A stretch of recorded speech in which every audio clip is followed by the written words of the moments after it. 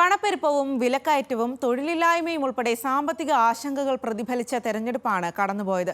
2024 June മാസം രാജ്യത്തെ തൊഴിലില്ലായ്മ കഴിഞ്ഞ 8 മാസത്തെ ഏറ്റവും ഉയർന്ന നിരക്കായ 9.2%-ലെത്തി.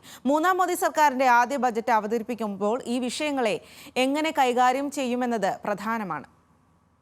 സെന്റർ ഫോർ മോണിറ്ററിംഗ് ഇന്ത്യൻ എക്കണോമിയുടെ ഏറ്റവും പുതിയ കണക്ക് പ്രകാരം രാജ്യത്തെ തൊഴിലില്ലായ്മ നിരക്ക് 9.2%.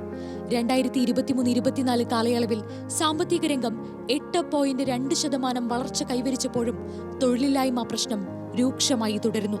ഇന്റർനാഷണൽ ലേബർ ഓർഗനൈസേഷന്റെ റിപ്പോർട്ട് പ്രകാരം ഇന്ത്യയിലെ തൊഴിൽ രഹിതരിൽ 80% യുവാക്കളാണ്. RBI പുറത്തുവിട്ട കണക്ക് പ്രകാരം 2023-24 വർഷങ്ങളിൽ മാസം 38 ലക്ഷം എന്ന നിരക്കിൽ 4.7 കോടി തൊഴിലവസരങ്ങൾ സൃഷ്ടിച്ചിട്ടുണ്ട്. 8% വളർച്ചാ നിരക്കിൽ പോലും മതിയായ തൊഴിലവസരങ്ങൾ സൃഷ്ടിക്കാൻ ഇന്ത്യ പാടുപെടുന്നുവെന്ന് കണക്കുകൾ വ്യക്തമാക്കുന്നു.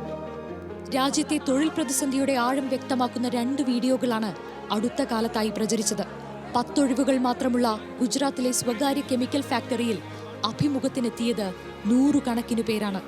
മുംബൈയിലെ എയർ ഇന്ത്യ എയർപോർട്ട് സർവീസ് ലിമിറ്റഡിന്റെ ഒഴിവിലേക്ക് അഭിമുഖത്തിനായി എത്തിയ ആയിരക്കണക്കിന് ഉദ്യോഗാർത്ഥികളുടേതാണ് രണ്ടാമത്തെ വീഡിയോ. രാജ്യത്ത് സൃഷ്ടിക്കപ്പെടുന്ന തൊഴിലവസരങ്ങളുടെ ഗുണനിലവാരത്തെക്കുറിച്ച് സാമ്പത്തിക വിദഗ്ധർ ആശങ്ക പ്രകടിപ്പിക്കുന്നുണ്ട്. 46% തൊഴിലാളികളും കാർഷിക മേഖലയിലാണ് ജോലി ചെയ്യുന്നത്.